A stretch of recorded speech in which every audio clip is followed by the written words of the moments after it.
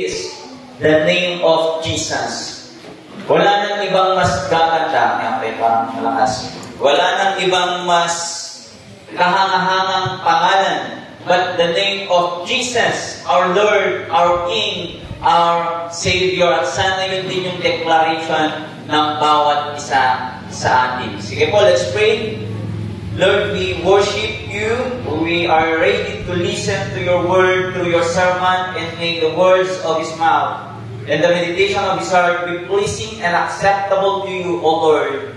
Ganon din, ihanda mo ang mga puso ng bawat isa sa amin as we continue to worship you in this place and in this moment, Panginoon. Sa pangalan ni Jesus, Amen and Amen.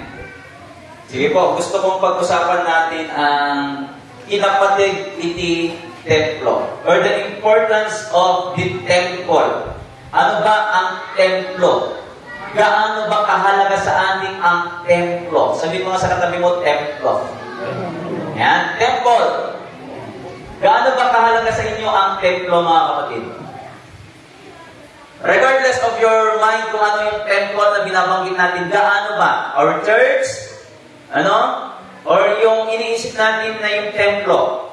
Gaano ba natin pinapahalagaan? How much time do we invest? How much effort do we invest para sa templo ng Diyos? At tignan natin, ano ba yung mga templo ng Diyos na tinutukoy? Tignan natin sa Old Testament. Ano po? The temple in the Old Testament.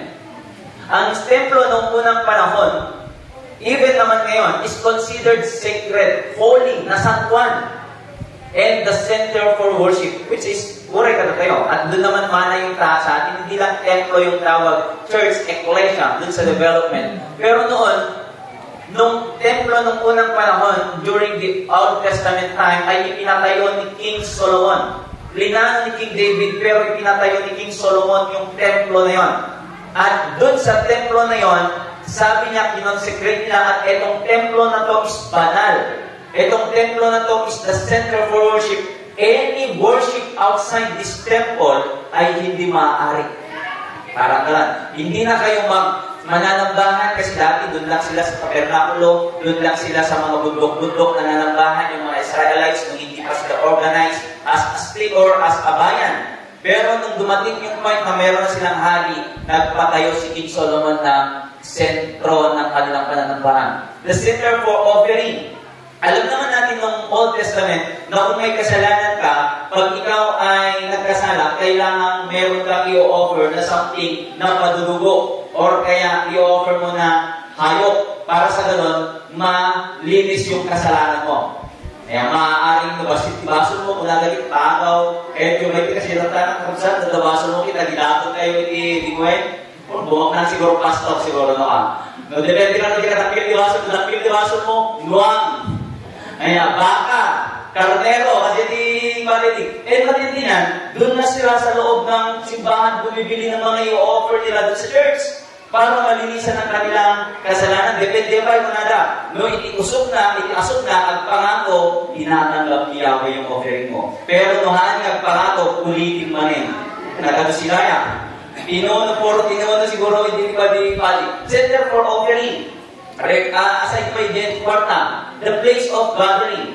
Every merong banal na pagdilipon, fiesta ang mga Hudyo is nangyayari doon sa templo. So alam natin, the festival ng Passover, doon lahat sa templo. Yung nangyayari na, ang pinaka-ancient na Pasko ng church is the Pasko ng Panabunan, which is we will be celebrating on March 30, yung resurrection, at yung Pasko ng Pagkapasngay. Pero doon sa Old Testament, ang mga Pasko nila noon is Pasko ti Passover, di iglalasat da iti maniput Egypto, Pasko ti abong-abong, Pasko ti Harvest Festival. Doon lahat nangyayari sa loob ng church. More than that, ito ay part ng kanilang identity.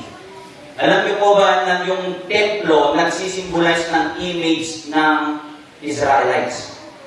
At yung time na sila ay sasakupin ng mga ibang bayan, ng mga Assyria, ng mga Babylonia, ang tinarget nilang sirain yung templo. Bakit? Katulad yan ng Malacanang. The moment na napasabog mo, nasira mo yung templo, lahat ng mga naniniwala sa templo na nandun yung Diyos, wala na Yung tipong nasira ni templo, awanin niya ako Diyos na, ano na nagbaligin. Parang ganun, kasi yung identity nila. And the moment, the time, way back 100 years, I think early 70s, 70 CE, nawasak yung templo at hanggang ngayon, hindi na napatayo. At nakikita natin from the start, yung mga Israelites nagkaroon sila na nag-scattered sila all over the world. Ngayon lang, 1940s lang na-establish yung Israel state na naman. At sinusubukan natin nilang ibangon ulit yung templo. Bakit? Napakahalaga sa kanila ng temple.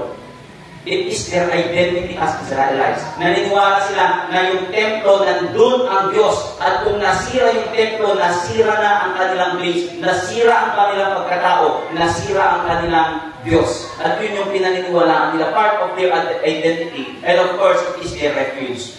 Yun yung kanlungan nila. Yun yung templo na understanding noong Old Testament time. Kaya naman, noong si Jesus na nandyan na, napakahalaga yung tingin niya rin sa isang templo, sa isang pananambahan. Siya ay nagalit noong ginawa nila itong tindahan. Makita yung website yung may isang church mo pagkatretahan, although the churches na tayo, ngayon na talaga businesses na. Business lang yung paglakwan yung website. Puri na tayo, dumay Mabaling tayo naglako ito ng church. Pero during the time, naabuso yung templo. Naabuso yung templo. Sabi niya is, nagaramit ni Jesus, nakita na, nagtaglaklako, tulisan, hindi makita na nagtatakaw, hindi makita na awan kuwanan, kumbaga naging pure business na siya, at yung sacredness, yung inasanto ng templo na wala. Nagaramit ni Jesus iti pagbaot. Kita tayo pagbusan, may isang image ni Jesus dito Nga paano din tayo ni Jesus, na Emma ni Jesus, parang hindi siya makabasa at pinggan, kasi nga anak siya ng Diyos, sobrang bait niya, sobrang buti niya. Pero tingnan tayo pagbusan, nagaramit ni Jesus iti pagbaot at alin. Latiko. Then, sana pinaruwar na iti aming abakat ng karnero, imagine you just sin. Pinaruwar na nagtibaro ng karnero, binalintok na nagtilamesahan, nagtagsusukat ni kwarta, inwara-wara na nagtiportada. Makita yung kapsat, ijehin, binasa ito na dagit, inbaga na nalagip dagit adalan, tinakita na dagit mga action ni Jesus. Malagip dagit kasi tinasatuan na surat na iti panangipatid ko, iti templo ni Ama, kit kaslalaing agap ako'y itirik na ituungit ko. So makita yung hindi lang siya, basta nagalit, uy, hindi kayo na tumalo kayo. Madiyo kung rin kita kastoy, uy, dahil sila karami din yung tumalo kayo haan. Alam mo itong ginawa niya, as kita lang nagtagwala siya, kaya kita niya ito sa mga ibis na, kapag na nakita na, hindi na tama yung sistema sa loob ng iglesia. Hindi na tama yung sistema sa loob ng templo, at yung identity nila, yung sacredness ng temple na wala, at nakita tayo na bungit ni Jesus, kaya sinabi nyo, pinarwar na yung mga kailangan na hindi mahalaga sa loob ng templo. Second, the temple noong unang pandong Old Testament is the temple is Christ's body. God's temple is more than a building.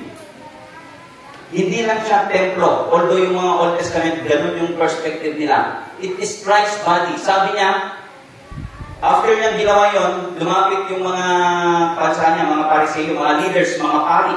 Ano yung katabi mo ng mga naramid ni Krista? Apa yung naramid mo? Alam mo yung sabi ni Jesus Christ? Ribain nyo dito yung templo kaya itibay tatlong albaw pangunit. Musika siguro makangiti kasi naglas ko ba ito Anya, bangunin iti may tatlong albaw kaya binangon na dito 4 to 6 years upang apulo kaya hindi matawin na ng bangon dito ng templo. Bangunin na tatlong albaw.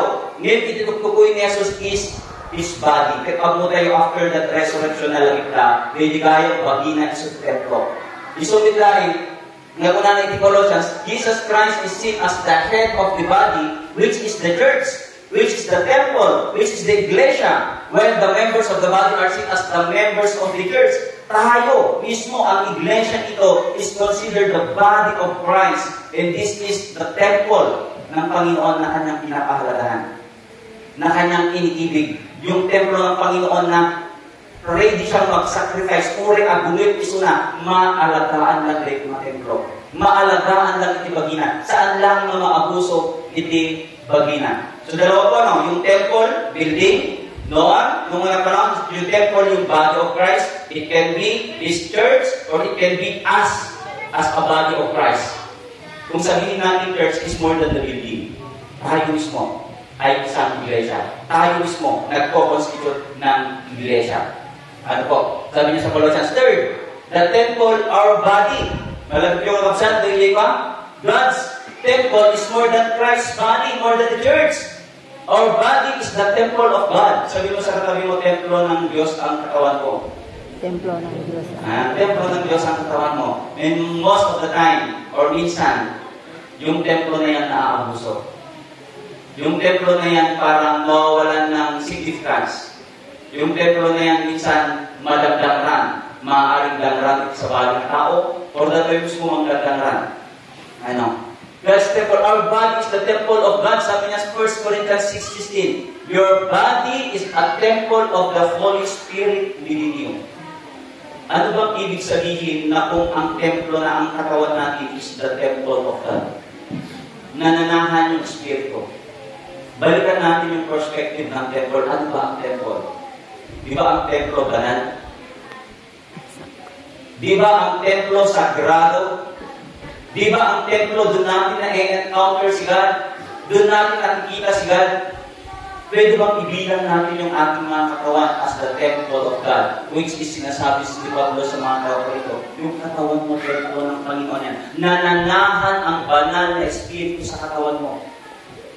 Ibig sabihin, sa pananahan ng banal na Espiritu, ikaw ay nakawalan. Ang tanong, pinapahalagahan ba natin ang templo ng Diyos? Yung katawan natin. Gaano ba natin inaalagaan yung templo ng Diyos na katawan natin? Ang templo, nawa ay hindi lang basta lugar na pumuntahan natin, ang church or ang ating katawan. Hindi lang basta lugar na kung saan pupuntahan natin every Sunday. Ang templo na pupuntahan natin every panahon ng nananalangin tayo, kundi ito nawa ay kabahagi ng ating buhay. Ito ang ating buhay. Kabahagi naman ng buhay natin ang templo. How much effort, how much time na kaya natin ibigay sa templo ng Panginoon? Yung pag-aalaga. Dalawa, katawan natin at ang iglesia nito.